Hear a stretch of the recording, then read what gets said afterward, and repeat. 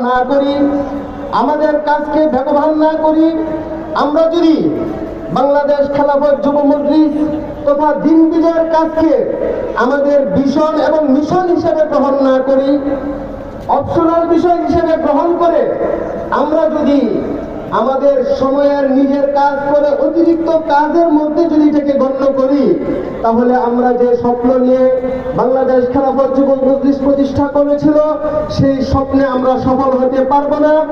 এজন্য বাংলাদেশ খেলাফত যুব মজলিসের কাজ তথা দিন বিজয়ের কাজকে আমাদের জীবনের অন্যতম একটি বিষয় হিসেবে গ্রহণ করতে হবে।